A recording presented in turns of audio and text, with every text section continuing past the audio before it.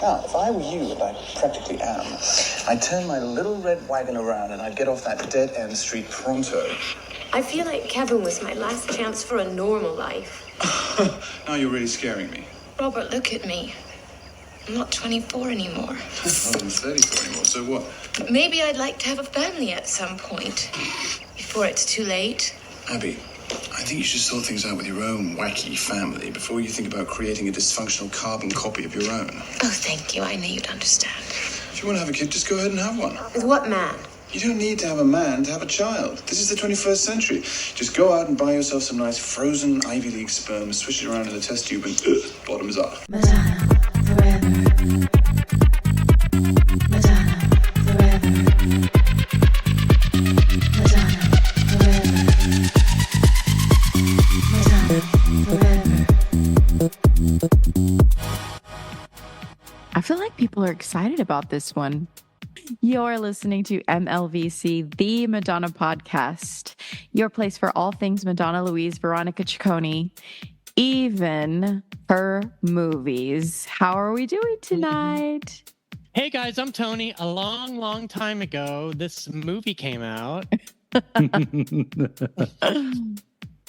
So the test came back. I am not the father. Hey everybody, it's Ben. And hey everybody, it's Stefan. Welcome to another episode of MLVC. Well, it's almost the end of August, which means it's time to wrap up another summer of our Madonna Summer Movie Series this year. Tonight's Friday night movie discussion is focusing on The Next Best Thing, a comedy drama from the year 2000 starring our gal Madonna, Rupert Everett, Benjamin Bratt, Michael Vartan, Neil Patrick Harris, Lynn Redgrave, Mark Valley. It's like a potpourri of all the late 90s, early 2000s stars. And thank you for all of you repping the movie in our backdrops. If you're watching, you can see some wonderful shots. And of course, after having rewatched this movie twice to sort of have it stuck in my head, I was telling Ben before we went on the air, I realized how much I had a crush on Benjamin Bratt around this time. I was huge into Benjamin Bratt around this. I was like, oh my God, he's just so beautiful. And I loved watching him on screen. So I was like, yeah. Hello, Ben. So did Julia Roberts at the time. Yes, she did. Yeah. I have a Benjamin Bratt story. I'll save it for a little later. No, I've got one too. Oh, a Benjamin Bratt story? Yeah. Oh, well, we'll all right. We'll have Benjamin Bratt story time in a little bit. Okay. Before we jump into talking about the movie, let's talk about the big controversy of this movie today, which is the veritable wiping clean of this movie on any streaming platform anywhere, at least as far as we know in the United States. You can't get this movie anywhere. Nope, you can't. You can't buy it online. You can't stream it. It's not on YouTube. It's not ripped anywhere. Even on the illegal sites, I had someone check for me, and they're not found there. I think you can only buy it as physical media. Yeah. It's now actually you can get it from the Microsoft Media Store if you have a Microsoft account for $10. Okay. Oh, okay. They must have forgotten about that one. Because there's so many people that are members of that. Well, yeah, exactly. Who's looking there for anything? Yeah. Okay, so what are your theories on why we can't track this movie down? Do we think is it a licensing thing? Is maybe the soundtrack is they Don McLean's people were coming after them because of American Pie or what do we think the real reason is? If you look at Spotify, several songs are not streamable, so they probably don't have the rights. And unless they edit the movie and take them out, they probably can't stream the movie. Yeah. Well, I noticed on Apple Music, it's kind of the same thing. A lot of the songs are not available on the soundtrack unless you buy it. So I think there is some sort of a paywall where there's a deal where if you want this song included in the soundtrack, you have to buy the soundtrack. However, all of those songs are available elsewhere on the original artist's, records. Okay. But both of the Madonna songs are available to stream, and we all know this because the odd thing is though, I have been wanting to use Time Stood Still on like our Instagram stories. You cannot get it on Instagram stories or like Instagram posts. So like you can American Pie. The only reason you can use American Pie is because she released it as a single. And like and the remixers are there, but like you can't get it through the soundtrack. So the soundtrack I'm able to see on Spotify fine. Like I'm able to stream all the songs because I listened to it this past week. But it's weird. Okay, that's fascinating because I knew we were talking also about the soundtrack. So I have both the DVD and the CD. So I only listened to the CD. I didn't even bother to look for it on streaming. So that's interesting. I didn't realize all that. So this is new to me. Yeah. So my initial thought is that to be practical, it's a licensing thing, and because they don't have the deals worked out, and maybe Paramount doesn't want. It's Paramount, right? I think Paramount's the.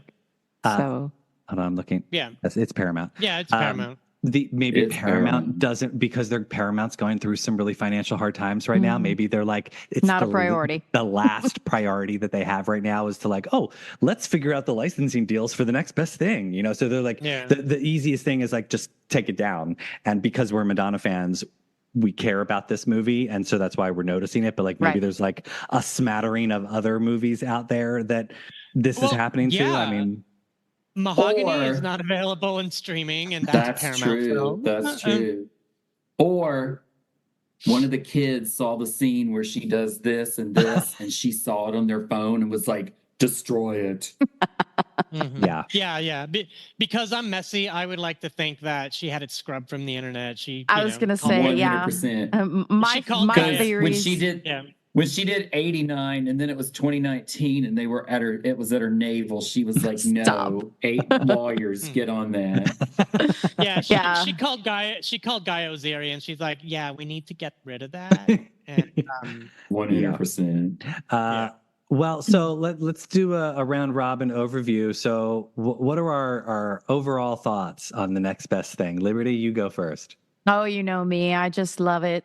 I can't help it. Like, look, I love bad things. That is like when I say bad, I mean like.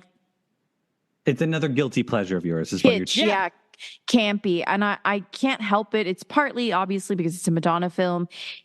In a 2024 rewatch, I was definitely able to sort of take a step back and really think about it and sort of look at all the problems, if you will, maybe look at it a little bit more technically, because obviously when I lived in France, I took a whole bunch of DVDs with me because I had my laptop back then that could play DVDs. And that's what I kind of spent my time. I was by myself a lot and I was watching a lot of DVDs, and this was one of them. I watched it probably 50 times just because it's a Madonna movie. It would keep me company, and Benjamin Bratt and Michael Vartan and Madonna, obviously, and Rupert. I'm There's sorry. Some good to me, he's the hottest one. Yeah, but I'll go next just because I want to say I applaud this movie, because for me it was like, finally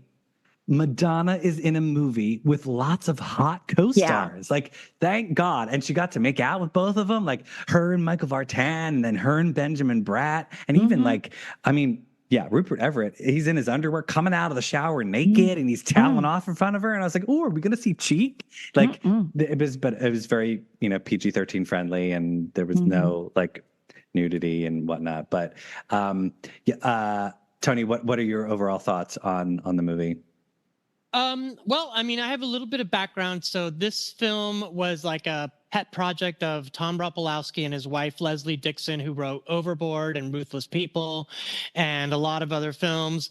And originally, Abby was a swimming instructor, and it was more of a comedy because of Leslie Dixon's background. And Tom Ropolowski also wrote a comedy film called Madhouse, but it was more of a broad... with Kirstie Alley and John Lovitz, right? Yeah. So it was more of a broad comedy. And then when Madonna and Rupert Everett were looking at scripts, I guess this is when they found to work on together. Madonna decided that she was going to have a lot of input. I don't know if she, I mean, she's not a producer. So I rewatched that we know of, though, because a lot of times people produce films and they put the money in and they have a production company, but they don't put their name on it. Well, according to her interview on Rosie O'Donnell's show, she said she is not a producer, but she did say she produced the album, so the soundtrack. Okay. But, she was instrumental in choosing the director and, working on the film's music.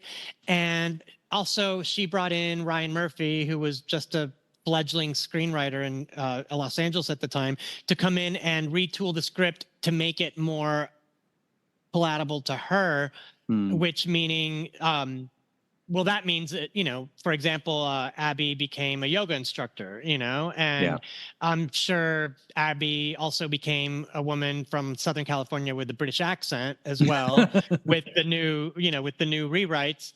But we've all heard Madonna in past interviews talk about when she makes a film, she doesn't have the input that she would like, because it's a director and a producer calling the shots. And in this one, it feels like she had a lot to do with the lighting, a lot to do with the music, a lot to do with her co-stars, and a lot to do with the director and how the script was changed. But that's the background that I was able to gather. But yeah, the film, I don't think it aged well. I remember seeing it when it opened at the Empire 25. I was the only person in the theater the day after it opened. Oh, funny. I was excited to see her. There are scenes that I love her in, but it just doesn't, I did not want to see a movie where Madonna ended up the villain. You know what I mean? Yeah. I was rooting for her because this is her first film after Evita. We all had big hopes for her film career because suddenly it got revitalized. And this felt kind of like it just ended that momentum, Yeah. Ben, what did you think overall? Well, I'm of two minds. When I saw it originally in 2000, which is funny that we talk about it came out in 2000 because we know they filmed it 25 years ago this summer, and it feels very 1999 Y2K. The soundtrack feels to me like summer of 99. Yep. And I remember seeing it in the theater, and of course I was disappointed that it wasn't a comedy, that it was started as a comedy and then it became a drama, and then it became like a family movie at the very last 10 minutes. So it didn't have a clear identity, but I thought, well, this is interesting because it's about pertinent social issues at the time. And even though Will and Grace was on, Ellen had come out, Queer as Folk had been on British TV by that point, it still had the potential to be ahead of its time. And Rupert's character and Neil Patrick Harris's character, additionally, his character was sort of like a holdover from gay movies of the 90s, was dying and taking his medication. His lover had died. But then here was Rupert's character, Robert, sort of like with a pathway to the future. So I being 25 at the time when it came out, found that fascinating. And I was like, oh, this is interesting. And then they bungled it, because then I always laugh that Will and Grace bungled it later, 5 years later, when they did the same storyline on the TV show. But now rewatching it, with all that has changed since then, it's interesting because it's such a time capsule for how we thought about so many things and those ideas. And it's weird to see all the sort of tropes that were both in movies and society at the time, but then things that you wouldn't do in movies now, like when the four women were Googling Benjamin Bratt on the beach and Rupert Everett was like, they don't do that in movies anymore. That's sort of become like a thing of the past. So it was fascinating to see stuff like that. And then just to think about, oh my God, what if they had actually just had the kid and lived together and have their separate personal lives, and it succeeded, right? Because nobody knew how to envision that at the time. And then watching it now, it's kind of like a little disappointment. But then I had the same reaction that you were talking about in the pre-show, Steph, and like, oh my gosh, everybody was so young and so cute and had like gorgeous yoga bodies. Like even Benjamin Bratt, who clearly like worked out, he still had like that lean, lithe yoga physique that was like the in thing because all the people in Friends had it and like everybody on the WB show. I mean, oh my God, think about Felicity, Charmed, all these shows where everybody was wearing Dawson's camisoles Creek, and Melrose like, Place. Yeah. I mean, everybody was built like a ballet dancer. Like it was so weird. So it was funny to like look at that and see how media and what it does with bodies has changed. But the one thing that didn't change was her acting was all over the place, and mostly because of the stupid accent. That's like, the what was she thing. even doing?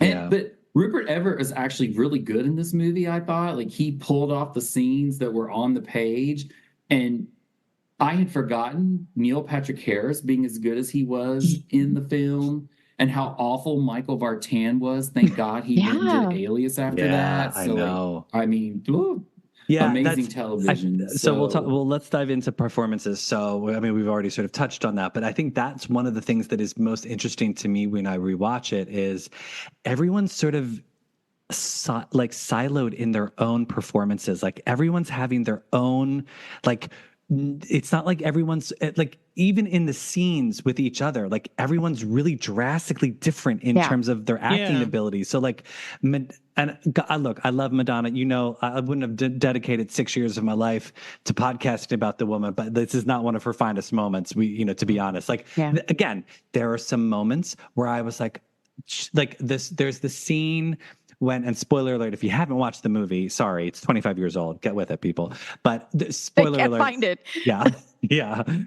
There's a scene where she crawls into bed with Sam, her son, and like she's she's gently petting his hair, and he's like, he's like, Mommy, what happens if Daddy gets sick? Who's gonna make him tea and toast? And she's like, well, we're old. And I just thought it was such a sweet, genuine moment. I was thinking about Daddy. Yeah?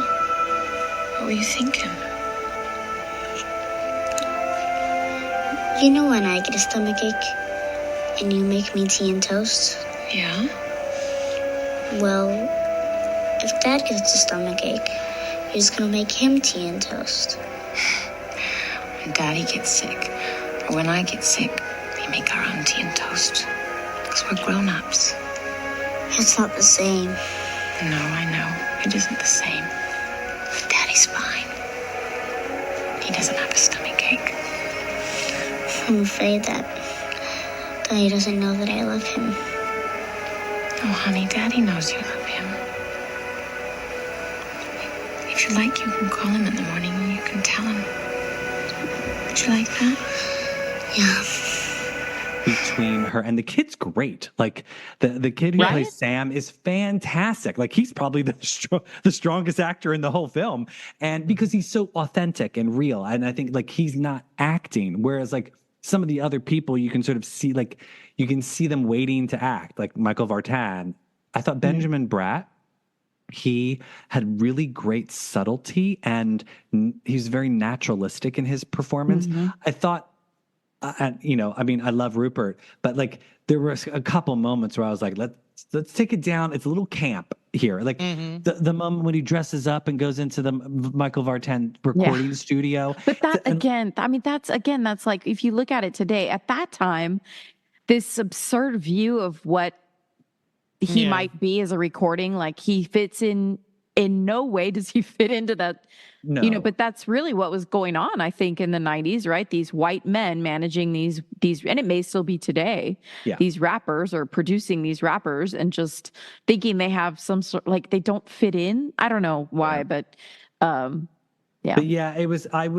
I wanted it to be a really great movie. And I think they were obviously, seeing the success of Will and Grace as a television show, seeing the success of My Best Friend's Wedding with Julia Roberts and Rupert Everett, I mean, like, I think they were trying to like recapture that magic with this movie, and it just failed because it goes all over. Like we start out, there's moments of camp, there's moments of like comedy, then there's all of a sudden now we're in a courtroom, and I'm like, Madonna, did you not learn anything from Body of Evidence? Stay out of the courtroom. Don't go into the courtroom, because nobody wants to see a courtroom drama. Like, I mean, maybe some people do, but I don't want to see Madonna in another courtroom drama. Like, stay out of the courtroom, Madonna.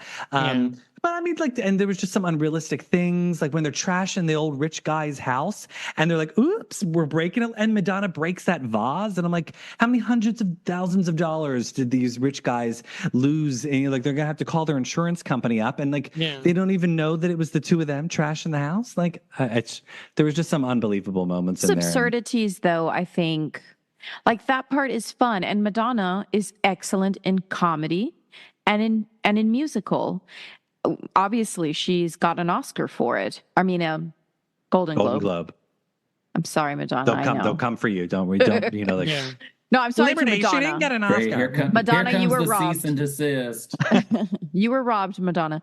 But that's her. I feel like she's excellent in it. When it starts to move into this dramatic part, it is really difficult, I think, for her to maintain it.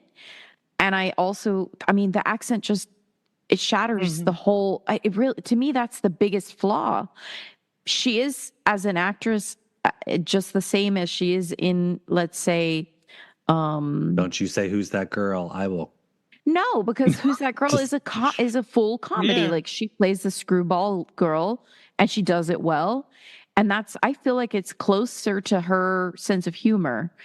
And when she's driven to these sort of dramatic moments, it's not that she couldn't be believable, but it takes a lot more from an actor, I think. I'm no actor myself. I have no idea, but I can imagine you have to dig very deep. And I think that her deep digs have been in her music. Her deep digs have been in her performance live and personally, things she's gone through. I do think that because she was great friends with Rupert, she could not get out of the accent. I think it was just like, I'm around my British friends, and so all of a sudden I too, because it happens to me when I'm around a certain element, I pick that accent up. It's just that you should never put it in a movie. Yeah. Is it bigger than a bread box? Not yet. God. Come on, can't you just guess? Just spit it out. Okay. What's the best thing I could tell you? That you've met a fabulous guy for me. Ha. What's the next best thing? We could turn back the clock. Nothing bad ever happened between us. And that we're best friends again. I'm pregnant with your baby.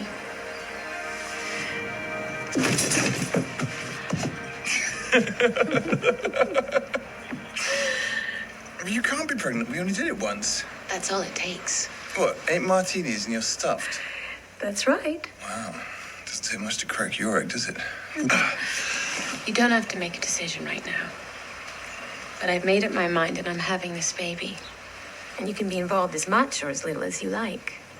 Well, I can't very well not be involved. I mean, it's not like I suddenly can stop knowing you or something, can I? Can I? Ow. Come on, Robert. I'm offering you a choice. You can be the baby's father or you can be the baby's uncle. I want you to be the father. Well, I was going to say what Liberty was talking about with like the accent, how it traveled in and out, and her interaction with the scenes. I did pay attention. I literally finished watching it tonight.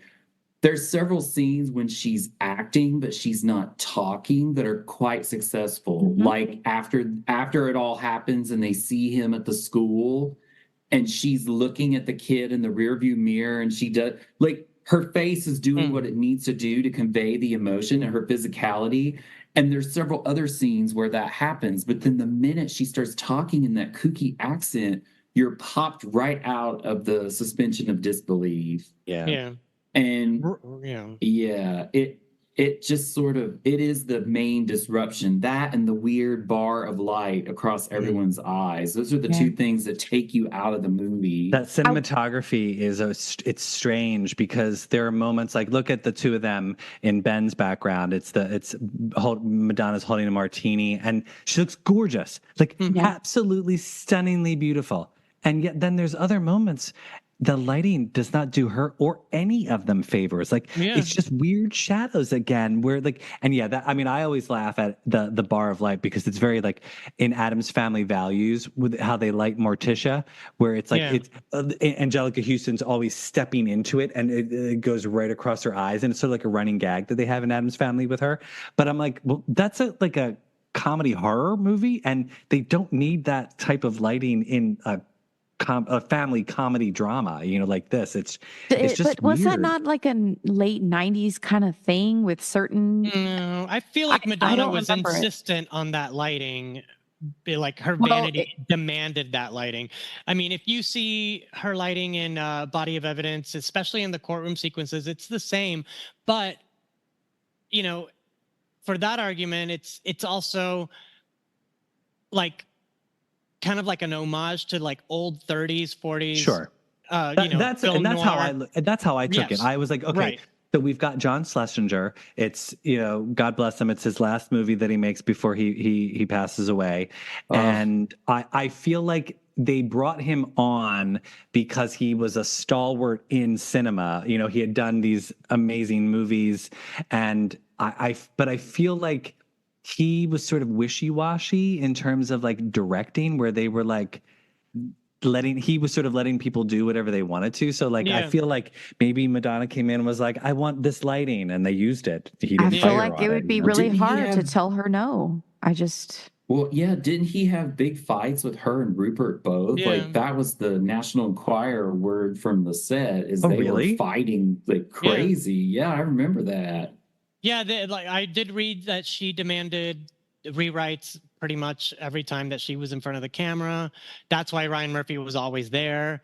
I mean, like I wish I could get. I know the Ryan Murphy story because he was on a Glee podcast talking about that time, and I wish I had more insight into that because, when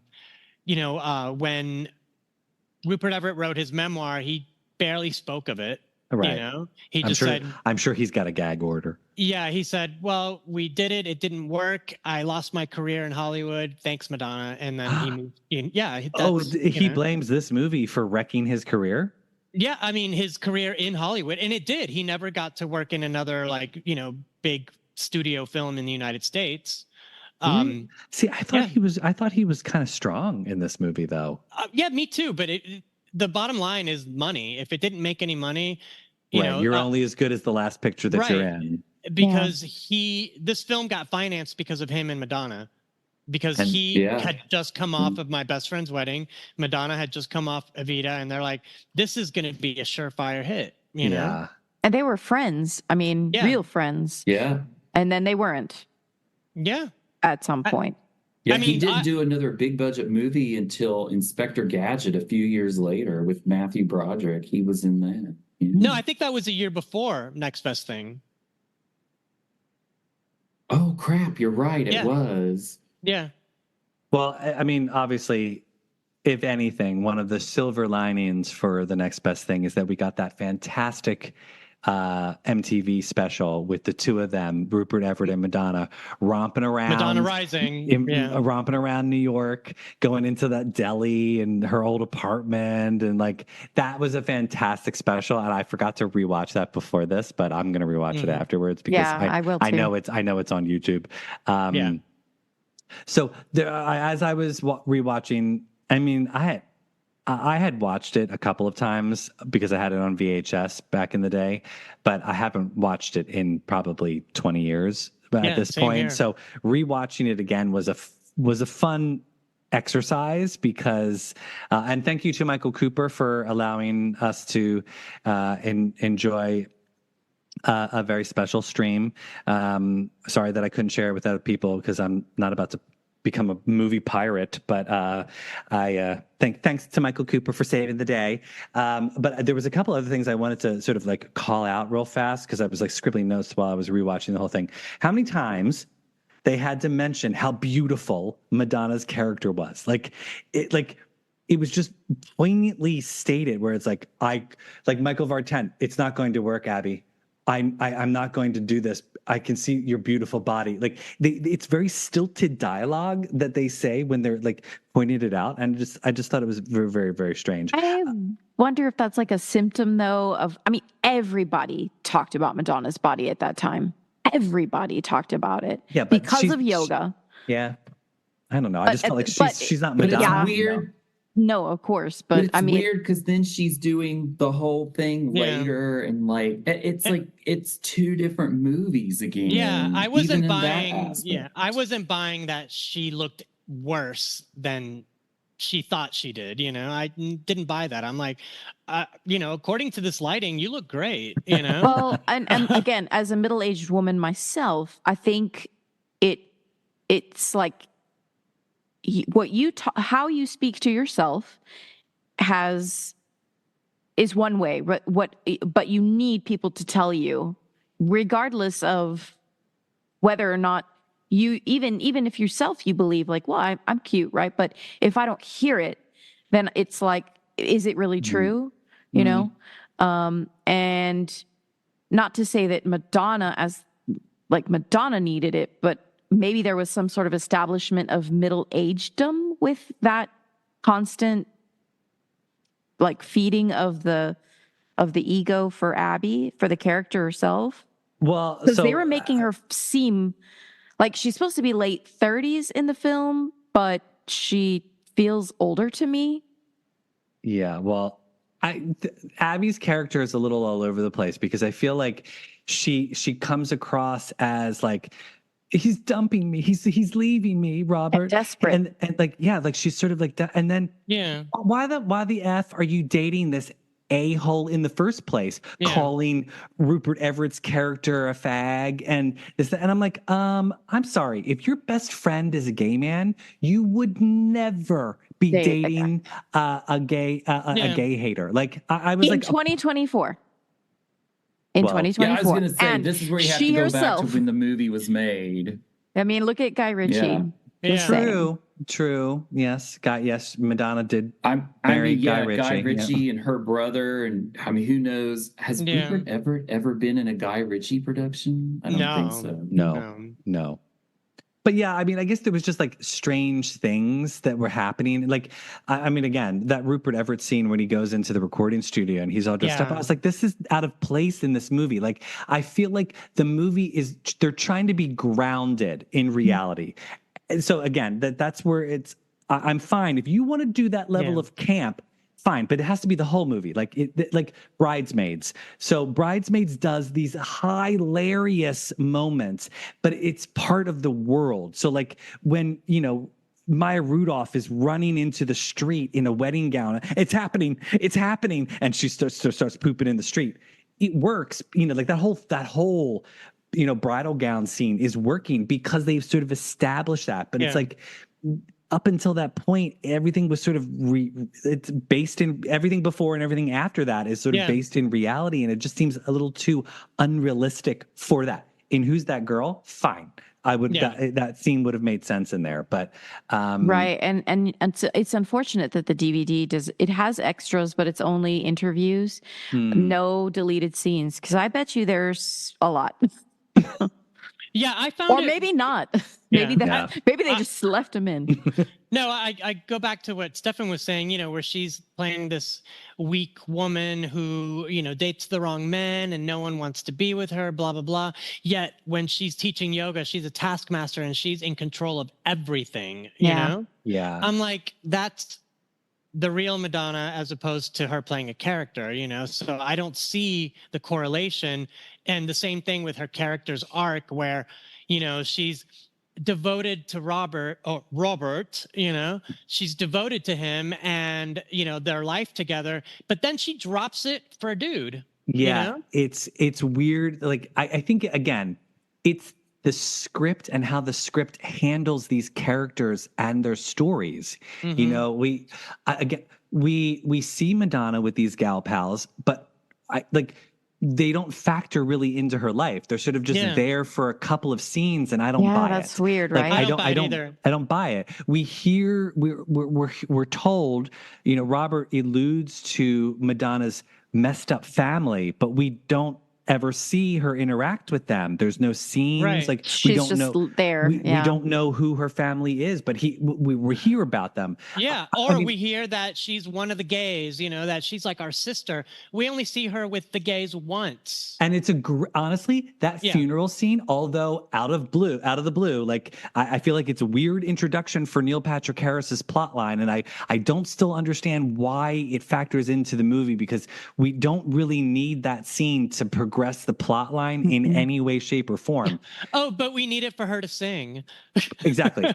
But I actually love that scene. I thought the scene with them, and I think it goes to show like Madonna's great in an ensemble. She worked like, I love the dialogue between when Neil Patrick Harris, who's great in the movie, he's really, really great in the movie, and he's talking about what they have to bury his ex, you know, his now dead his dead boyfriend in, and he was like, I wanted to bury him in that crushed velvet suit or whatever, and all three of them are like, oh, I love that. I love that. Oh, I loved that suit.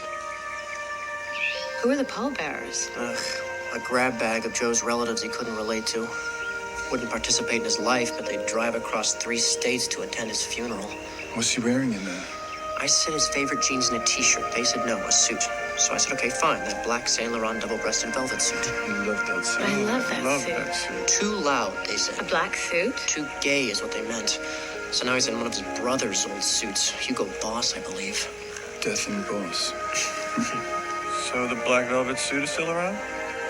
Is it still available? That to me was smart humor, where it was kind of like subtle and not over. And I liked that scene, and I was like, can we get more of this type of stuff in the movie? Yeah, Stefan, you're right. She does work really well in an ensemble. I just recently watched 4 Rooms. She excels in that sequence with all those other women. Same thing in Swept Away. The best scenes are the ones where they're at the table together talking with Jean Triplehorn, with Bruce Greenwood. And it's like when she goes off on her own with her co-star, you're like, no, I want more of that group dynamic when she can kind of like be the star, you know? Maybe she should have called Greg Berlanti to do the rewrites instead of Ryan Murphy, since he was shooting Broken Hearts Club at the time. Oh, that would have been fantastic. Yeah, because think about it, those movies are contemporaries. Yeah. Right. And like it's a shame that Next Best Thing doesn't fit into that lane with that energy, and because it goes back to what you guys were just talking about with like how with her friend group, like the ladies at the table, like it had that one good line where the blonde one is like, will your kid be gay? And she was like, well, will your kids be stupid? Like that one cute little part of it that sort of like talked to you about, that sort of demonstrated the dynamic. But yeah, to Liberty's point, they don't do anything with it. And it was kind of a missed opportunity because, you know, Sex and the City had been around for a year. They could have just blatantly ripped that off and thrown Madonna into like a friend group where they're being nasty and being girls and having fun, and that would have brought something new to the film that isn't there. The gay best friend and the woman sleep together, and yet we get no saucy conversations. What was it like? Right. What was it like having sex with a woman, Robert? You know, like the gay guys didn't drill the gay, like they sort of talked about it, but like they didn't really go in depth. And I felt like they could have gone there with the conversation to really have that. And then Madonna with her friends, they were like, well, what?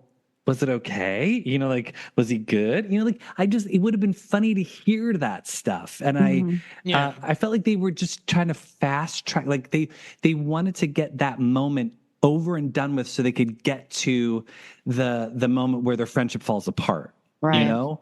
I mean, I loved Lynn Redgrave, Robert's parents. I thought they were a breath of fresh air in it, where they sort of grounded the scenes and brought a little bit of realism. Like, you know, what was it?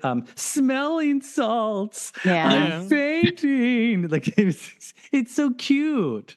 I didn't care about the kid, whatever. Yeah, me either. I was like, oh, here he comes again. I didn't want the movie to be about the kid. I wanted it to be about how they did this thing and how it changed them and what it meant going forward. And the movie just chickened out and turned into this, like, she's the star of the first half of the movie, and then he's clearly the protagonist of the second half when she becomes the villain. It's such a, like... Yeah. That scene where they fight in the kitchen when she like tells him he's not really the father. I was like, this is so Maury Povich, Montel Williams, Jerry Springer. Yeah, and that it's just that it's just because of the blood type. I don't know. I mean, that part, it was like, I mean, I get it, like, but I don't know. Well, I guess maybe, but she might have like, how would she know whatever Michael Vartan's she knew was? but that's the thing, like I think she knew that she had the possibility of having had sex with Michael Vartan's character, but she didn't want to believe it. And I mean, when I remember watching that in the theater, and when that came up, I was like, no, I was like, I couldn't believe they were doing that dirty to Madonna's character. Like, they were making her that bad of a character. Okay, so in those interviews on the extra of the DVD, they talk about that. And the director and Madonna both talk about how Abby's not really likable at the end. Like, but they say, we really like her. They really thought she was, because of, I guess the transformation maybe there at the very end, where she sort of does open up to the possibility that they could have a relationship at the very minimum, but that you know, that you're faced with difficult things in your life and it's normal reactions that, you know. No. Yeah, I don't know. I thought they were trying. I have a question about that last scene that Liberty just mentioned, that where they're shot in shadow. Is that the same place as the end of the Open Your Heart video? Is that the same street? I think so. That's also, they've shot a lot of movies on that street. I actually went to that street when I went away. And I don't know. I mean, that does seem like it might be. I know exactly where it is. It's in Silver Lake. But Open Your Heart. It looks very familiar, right? You mean when she gets out of the car when they run up the hill? Yeah. Oh, when I saw that scene, I was like, oh my God, this is like at the end of Mrs. Doubtfire. I thought it was San Francisco. Oh, yeah. It looks like it's San Francisco because of the hill. Actually, if you guys saw my Instagram post the other night, that was across the street from the Mrs. Doubtfire house. I was at the top of that hill. I love that. Mrs. Doubtfire is one of my favorite movies. I love that movie. It's such a great. Well, but okay, so that's a perfect like example of like how they do a mixed family, and again, it's not gay and straight, but it's an unconventional family. And I mean, a little bit, right? Because not gay or straight, but like. Well, there is a gay couple, right? Or gay the brother. Oh yeah. Harvey and his partner. Yeah. And also the element of drag, sort of. Right, I mean, using the whole drag. Movie. Yeah, the whole film. And like women and men and relationships of it's a fantastic parallel of like, again, not that like it's the same themes, but they sort of are trying to touch on. And Ben, I think what you said about like how far we've come since this movie, like, because that's what's fascinating is, you know, you watch this movie now and you're like, wait, what do you mean Rupert Everett's character doesn't have any rights as a father, even though he's been raising this child with his, and it's like, yeah, well, they didn't sign anything. He's not married to her, you know, like he's shit out of luck. Yeah. Or that, why don't they just figure out a way to live together? I mean, life is so expensive and like this would be so much cheaper for them all if they would just all live together. Yeah. It's just like, I have to go back to like Madonna's character's arc is, you know, it made my blood boil at the end where she's like, we really screwed things up, didn't we? And I'm like, no, he didn't do anything wrong. You did this all. And now you're playing coy. And it's like, oh, we'll be no, you can't do that. You can't make us like you in the last 5 seconds of the movie. Unless she's referring to him calling Michael Michael Vartan's character. Yeah, I assume that's what she meant, but well, yeah. So, and I think I texted all of you about this. Rewatching this movie, I was bawling my eyes out at the end. I don't know, like when the whole when he was finally able to reunite with Sam, like in that last section of the movie where Robert's not able to be with his son Sam, and then they reunite or whatnot, and I just lost it. I don't know. I think I'm more emotional now as I get older, and things get me a little that bit whole more. 5 minutes that part of the movie even Seriously, happened, and it could have been a whole act. It was so weird. Or were you just crying because you were like, I can't believe I had to watch that? Yeah. I can't believe I just did that to myself. No, I'll never get this hour and a half back. I have another thing. This is what really struck me finishing up my rewatch tonight, and I wanted to ask all of you: the fashion, the clothes. Did we really dress that crap in 1999? I can't speak for the men, but Madonna's costumes were created by the House of Chloe, which at the time was being designed by Stella McCartney. I definitely, I will say 100% modeled my style of dress after all of those sort of hippy dippy boho. Yeah. Sheryl Crow. Look at any Sheryl Crow video in the 90s. Look at Felicity. Yeah. Look at any WB show that was going on in that time. Buffy, the Vampire Slayer. Like that was exactly how they were telling us to dress in that time. Britney Spears, even, I mean, little camisoles with little flowers and bigger pants or looser pants. Yeah. Which is also returning. It's the now. I mean, go look at that new Gap campaign. I was going to say exactly the Troye Sivan wearing in this movie. I was like the Troye Sivan outfit. I was like, okay, the baggy jeans are back. I was like, I was wearing those, exact jeans when I was graduating from college. So weird to think. But it's interesting because now, Gap is doing that. It looks. Because when I saw that, not to get off topic, but when I saw Troy's commercial, I was like, oh, let me go look at this collection. I'm like, oh, this is all very crisply tailored and like that. And I was like, wait, did it look like that back during the khaki swing cargo pant era of the late 90s? So, of course, I'm digging through the Internet Archive, and I'm like, oh, no. We all look like dirty carpenters between 1997 and 2001. Y2K fashion was camera crap. loops and everything. I mean, none of Rupert's t-shirts fit in this entire movie. It's no wonder he was shirtless for half of it, because his wardrobe did not fit him correctly. It was just so ridiculous. The only person who looked good in their clothes in this movie was Benjamin Bratt, because he was just looking like nice, breakfast, classy. lunch, dinner, dessert, and a nightcap. And I'm sure that was the point. Delicious. I mean, I feel like that was, he's to show that he had the money. Yeah, and he's the picture of convention, right? He's the picture of businessman, investment banker. Obviously, East Coast, fit. All these things comes to the West Coast, and it's all just weird, quote unquote weirdness. It's, gay men and their best friend living together, raising a child. It's a yoga teacher who's able to survive on that income. I don't know. It's just all kinds of, things that he's just a different element to come into this kooky place. And then she starts dressing a little bit more matronly. Yeah, with also I less think hippie. They had to put her in the courtroom, so they're trying to put some pearls on her. Yeah, but even in that, you notice it in the grocery store, really, in that grocery store scene where she's wearing something that's kind of that doesn't seem like Abby's character. All of a sudden, she's not herself in that. And I know that, people use that sort of thing in film to convey a change in the character.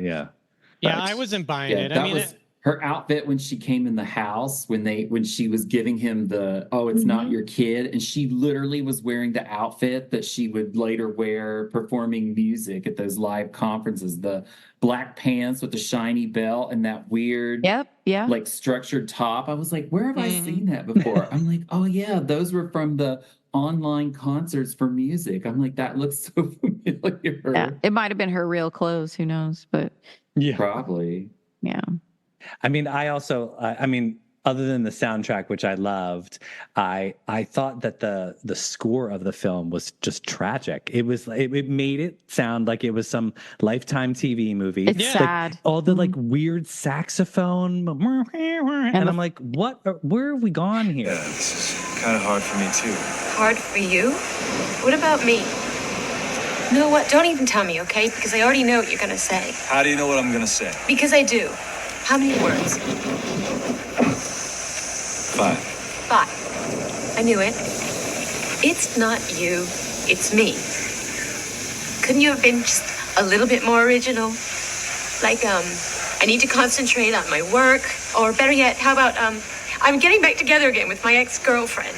No, Abby, come here, baby. I don't even know why I wasted my time on you. What are you, nuts? Come here. Listen. Listen to me. Listen. Why? I'm in love with you. I'm in love with you. The saxophone music made it kind of cheesy and kind of like it cheapened it a little bit, I felt. Yeah, there's definitely a TV movie quality to it, especially in the last act, where for sure the beginning starts promising, it's very glossy, and you're like, I'm watching a movie with Madonna, and then it becomes like Madonna's cousin, Judy from, Michigan, and I'm like, that's not her. No, because I can't recognize her. I'm like, I don't know this woman, and I know she's playing a character, but it's still not, it doesn't feel like a character Madonna would play, You're onto it there, Tony. That's the core issue there. Ben, what's happening in the chat? Oh God, like people didn't like the lighting. Oh my God. The chat has actually been super busy. Okay, let's see highlights. Is this movie the reason we didn't get a Ray of Light tour? That would be correct. Yep. Mm-hmm.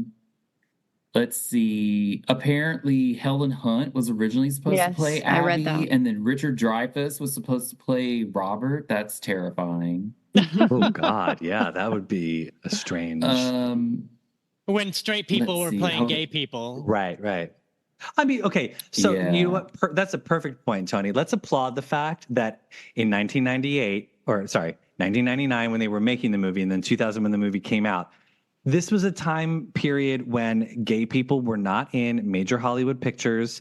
These stories were not being told, and like we said earlier, I love that.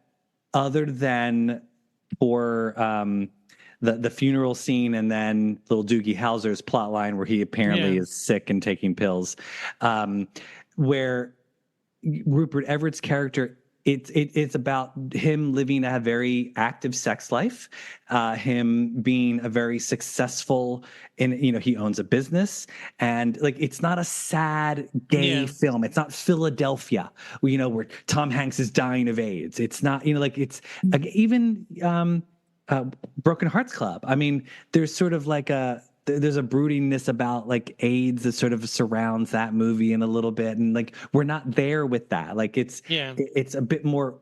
I wish that they had stayed a little bit more lighter and buoyant and a bit more upbeat and comedic.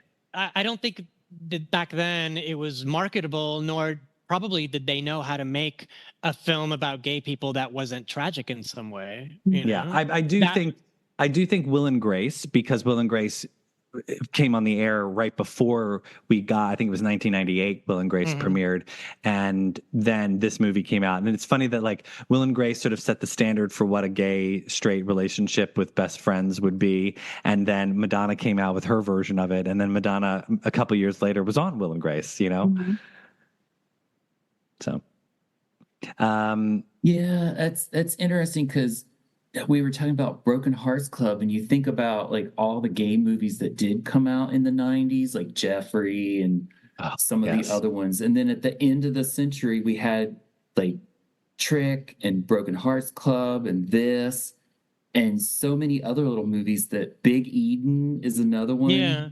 But and then they all were they were the first sort of post-crisis movies that weren't about, like, because clearly Neil Patrick Harris's character is taking his retrovirals, right? Yeah. Oh, for He's sure. still Yeah. suffering through it. But it's just a part of life that they're dealing with. It's not about that. So it was moving the needle forward, I guess, in some little way there. But it's, again, we didn't feel that when we watched it then. You know?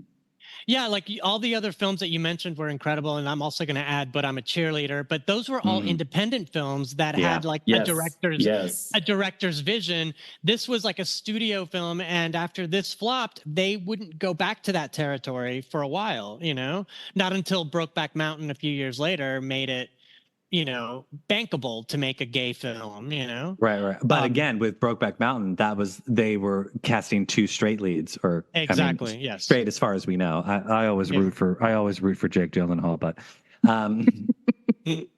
keep that Muppet on the other team. Yeah, right. Taylor Swift can have him. Yeah, right. Okay, so I want to talk, before I forget, I do want to tell my quick Benjamin Bratt story, and then Tony, I want to hear yours. So in 2001, after the September 11th tragedy in New York City, they about 2 weeks after, they did something called the 24-hour plays. And the 24-hour plays, I mean, they do it now every year, but this was the first time that they had ever done it.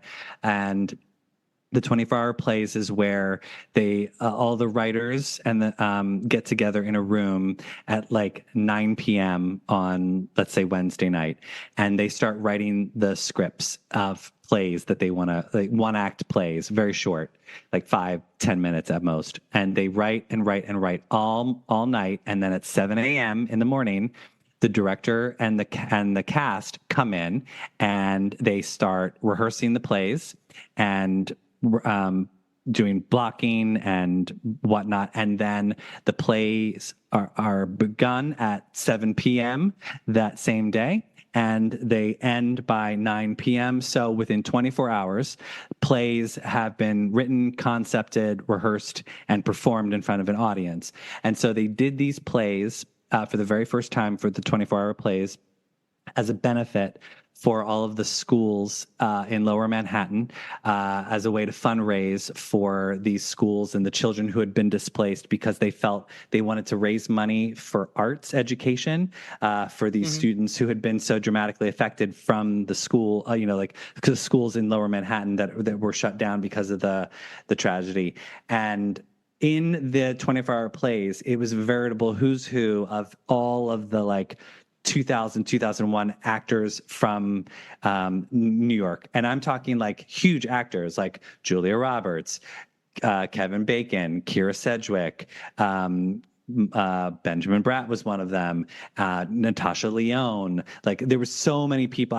Rosie Perez, I think, was there. Like, it was, and my friend, I was living back in Philadelphia. This is right before I moved back to New York. And my friend was like, do you want to go? And I was like, yeah. I'm like, this sounds fantastic. I wanted to donate money in some way, shape, or form. So I bought a ticket. I think it was like $100. I took the train up, went and saw the 24-hour plays, and part of our ticket, we got to go to the after party as well. After the plays were over, everyone was sort of like milling in front of, and it was at one of those tiny little theaters. Yeah, it's down in the West Village, right? It was off 7th Avenue. I know exactly where it was. I'm blanking on the name of it, but it was like a tiny little playhouse. And so when the plays were over, the audience and the cast sort of just spilled onto the street, and I suddenly found myself literally standing directly next to Benjamin Bratt, who was deep in conversation with somebody, and I don't know who it was. And I was more than happy to just be standing there observing Benjamin Bratt. I mean, he had flawless skin. And when they talk about in the movie where Madonna was like, she's like, well, he's totally my type. He has big hands.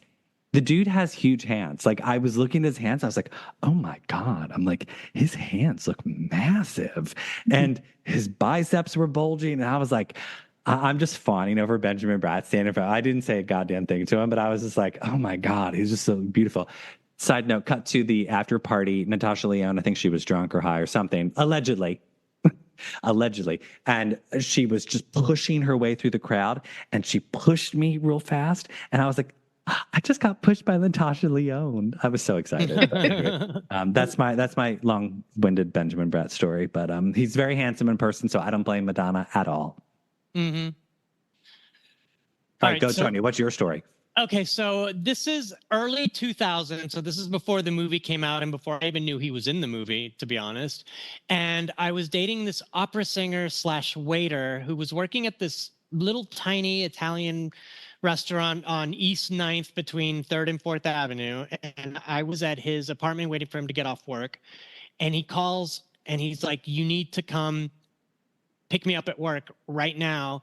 It's very important that you get here as soon as possible. I can't tell you why. Just get here now. And I was like, what are you talking about? He's like, you're not going to regret it. Just get here now.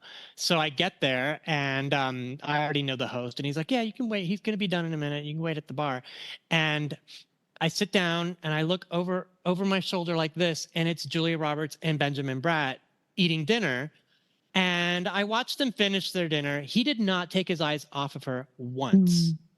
And she was laughing like the way she does, you know, screaming and yelling.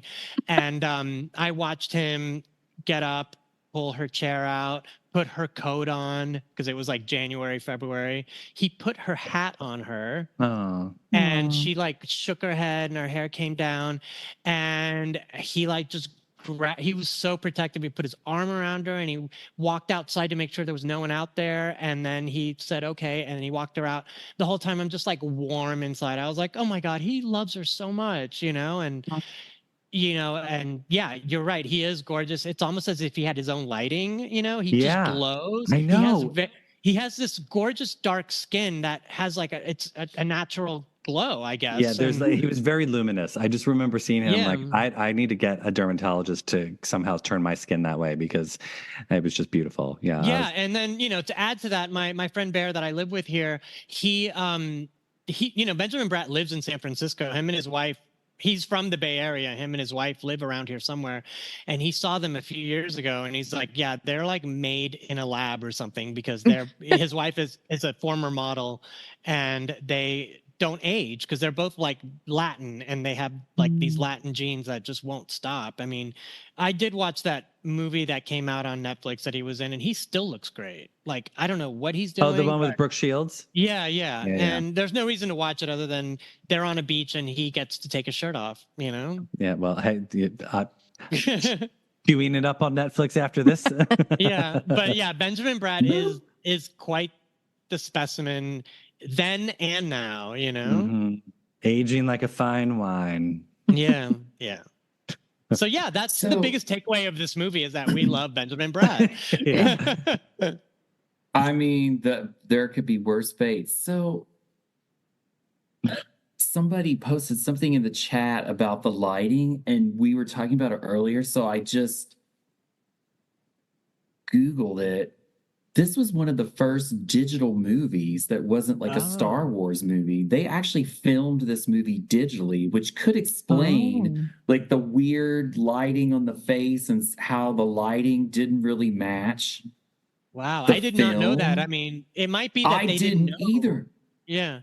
But because that explains like there's scenes where her face feels like it's like partly like it. I was like watching it, I'm like, is that Botox? But then she could move her forehead, right? Yeah. I'm like, no, but why does her skin look like that in this scene? And she looks perfectly fine 5 minutes ago. And this totally explains it, that it was an early digital film. I wonder if they did that to save on production costs, like to keep because I mean, as we all know, like film is expensive regardless of when you're using it. And I wonder if they were doing that to sort of like be inventive and, you know, like maybe quicker, you know, because with that, you can see the digital rushes much faster. So, and maybe they were just trying to like get it done fast. I don't know. When I was watching it today, I was like, there's just something off about the look of it. And somebody said something in the chat. I'm trying to find like, it was something about the light. And I was like, oh, well, let me make a mental note when we get to a certain point to look this up. And yeah, the Film Experience, that blog that talks about like all the gay movies, I don't even know if it's still active, but I found it on the Internet Archive. talks about how this was one of the first movies filmed digitally back when it was, because that was like Lucas and some of the people in the late 90s were the ones who started that. Oh, that's interesting. I didn't know that. That's so fascinating. All right. Well, so we'd be remiss if we did not discuss the soundtrack, because we did promise we were going to talk about it. It's a very eclectic soundtrack. There's obviously 2 songs from Madonna, American Pie and Time Stood Still. I wish that there was more, but there should have been more. Should have been more. Yeah. We did get a little bit of, there was a Christina Aguilera song, Don't Make Me Love You. Manu Chao. There was a Moby song, which I think had already been out. Like, that wasn't a new song. It had already been out on Moby's album, but I think they just, which I was kind of like, why didn't we get a new Moby song? But we did get Groove Armada, which I think, again, the Groove Armada song had already been released. And Olive was a band that was sort of like making its way in like the electro world, and You're Not Alone. And they did I'm Not in Love. And Miracle. There's 2 Olive songs in the movie. One of them not on the soundtrack. Oh, okay. The song during the swimming pool scene, that's Olive as well, but that song did not end up on the soundtrack. I see. There's that. Yeah, there's and then there's a bunch of like songs that feature very prominently in the movie, like the opening song Boom Boom Ba by Métis. There's a bunch of like This Life by Mandalay. There's that Beth Orton song, Forever and Always, as Liberty mentioned, by Gabriel Yared. So yeah, it's Manu Chao, it's a great song. Soundtrack. I mean, I loved the soundtrack when it came out. I have the CD. Yeah, me too. Yeah, me too. Because it was a new Madonna song coming. I not for American Pie. That's actually for me, and I apologize.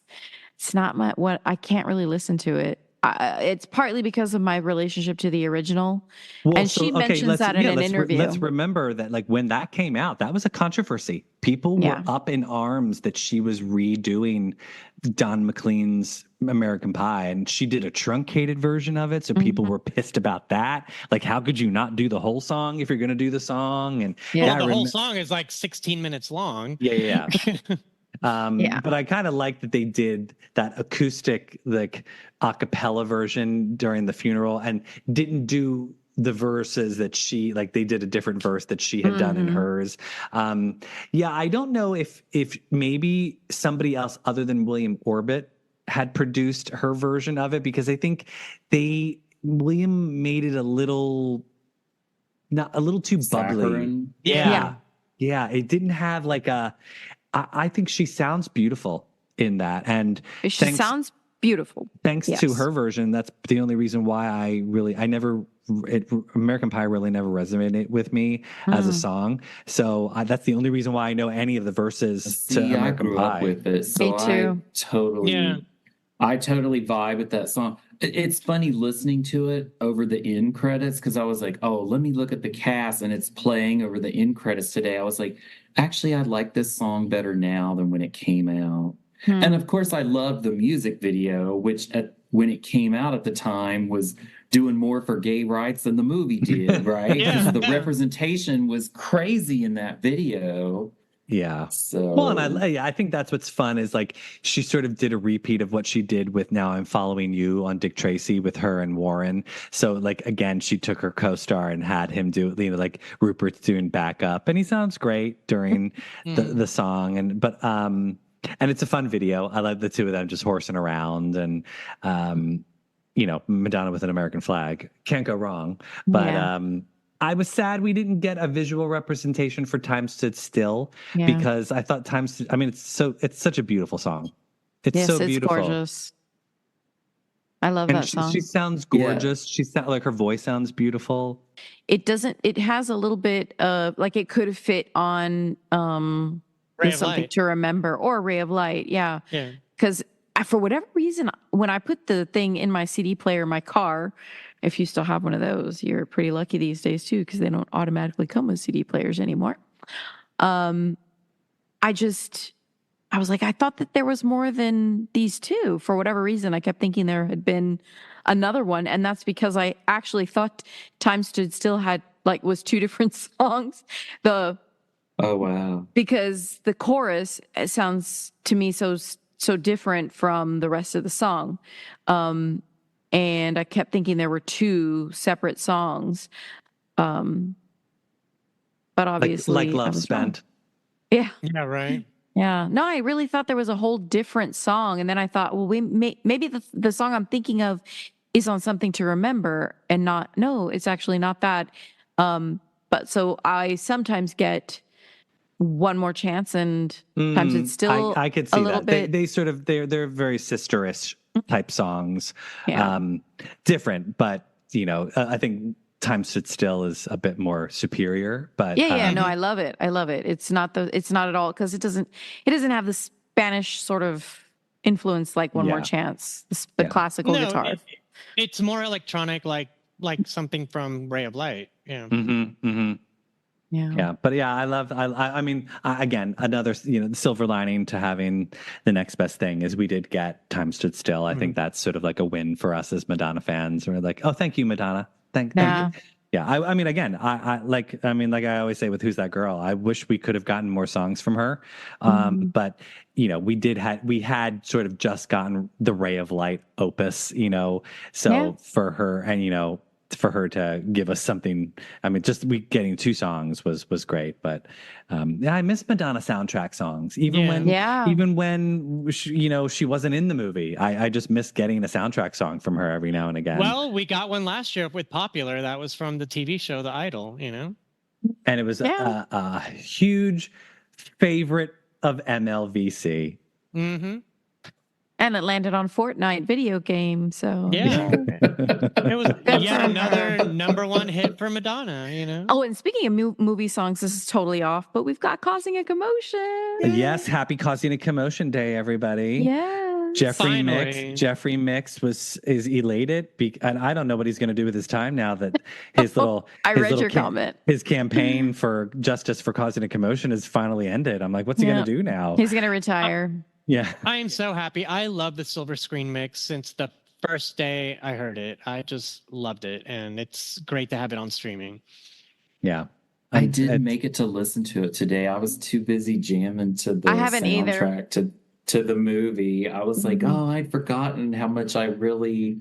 The soundtrack to this film is such a good road trip. Yeah. Yeah. And I listened to it driving to Chicago a couple times when I was going up there in this time period to get into trouble.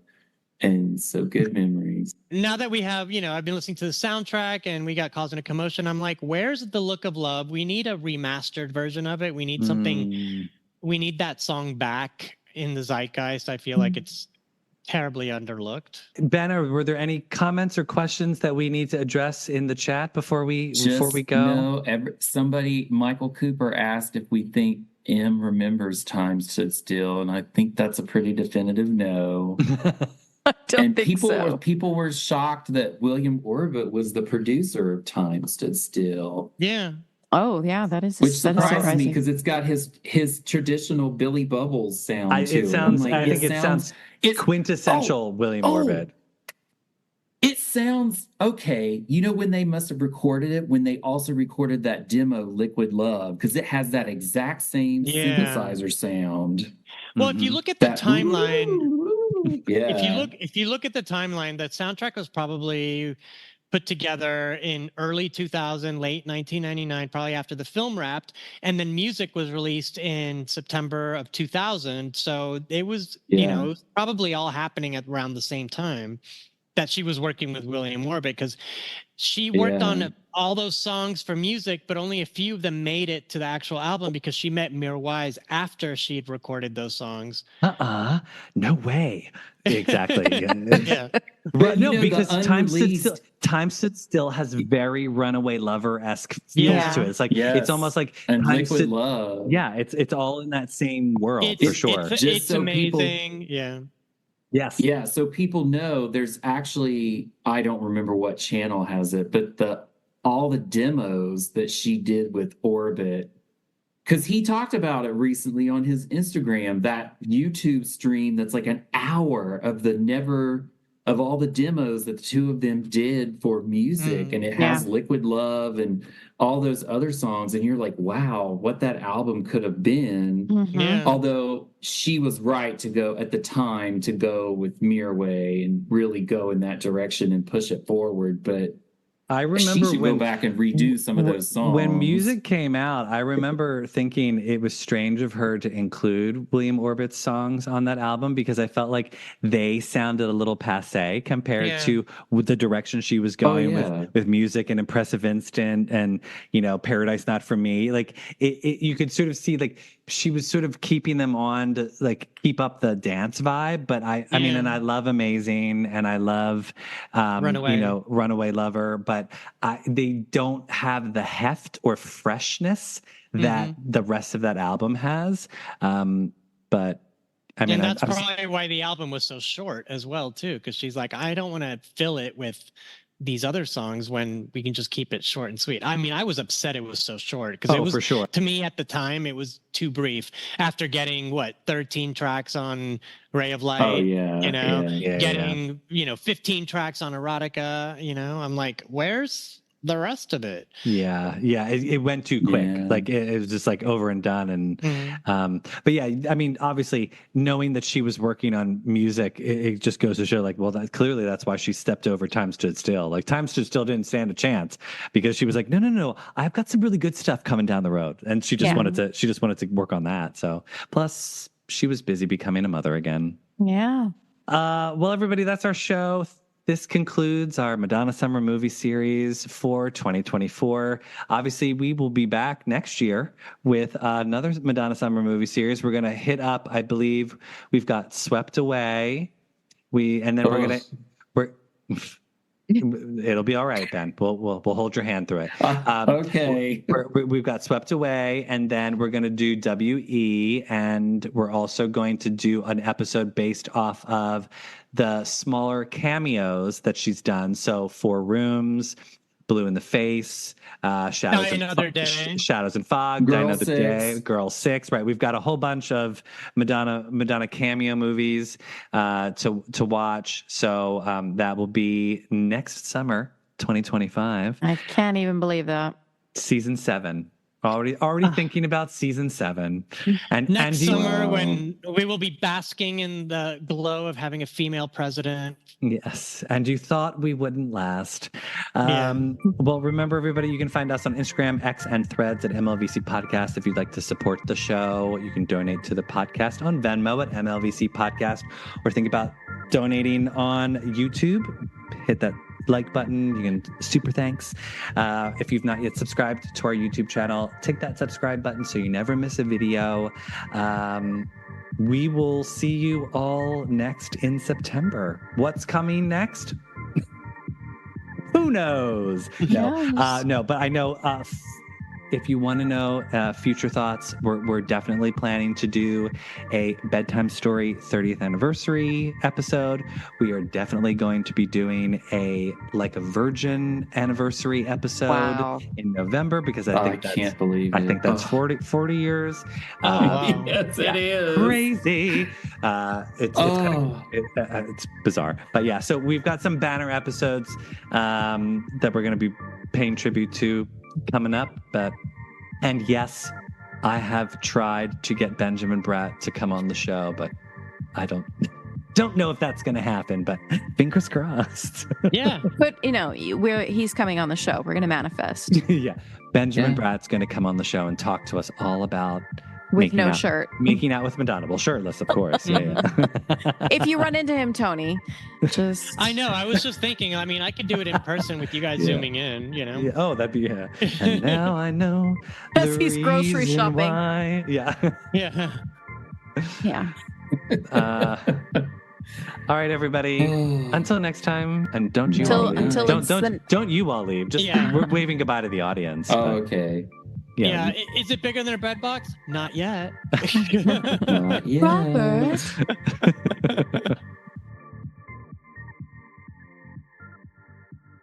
Window doesn't bother me a bit.